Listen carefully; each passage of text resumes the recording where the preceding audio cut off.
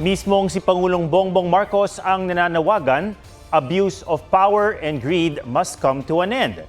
Panawagan naman ng grupo ng Catholic schools, magdilay ang mga dating estudyante nilang nasasangkot ngayon sa korupsyon. May report si Ian Cruz. Hindi pa humuhupa ang problema ng korupsyon sa bansa. Kaya sa panunumpa ng mga bagong opisyal ng League of Vice Governors of the Philippines, may tagubilin si Pangulong Bongbong Marcos. We must remain firm, uncompromised, and united in fighting corruption.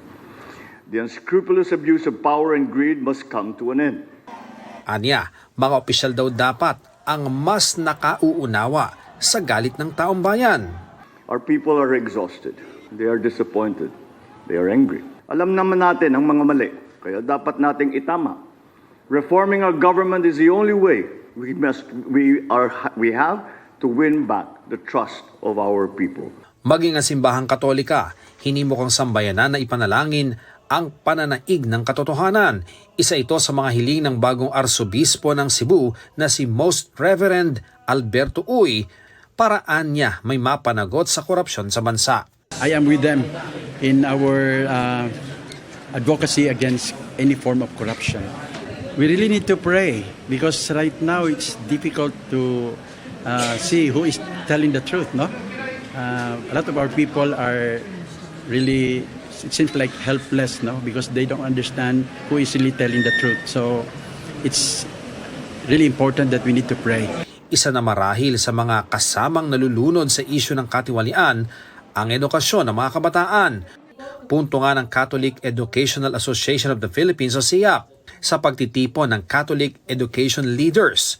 Sana naisip daw nilang mas mapakikinabangan ng mga estudyante ang pondong ibinubulsa ng mga kurakot. Gano'ng karaming eskwelahan ang i-improve mo ang facilities about addressing malnutrition of our school children, ganyan, hunger.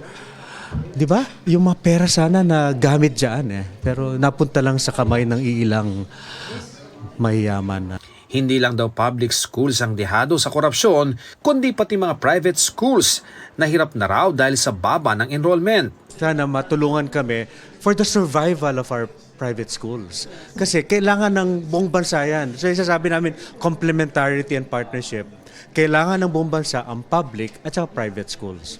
Panawagan nila, palawakin ang private school scholarship program para maka-discount sa tuition fee, maging ang elementary students. Dagdagan din daw ang subsidiya para sa sweldo ng private school teachers, lalo't may mga naglilipatan sa mga public school dahil mas malaki ang sweldo.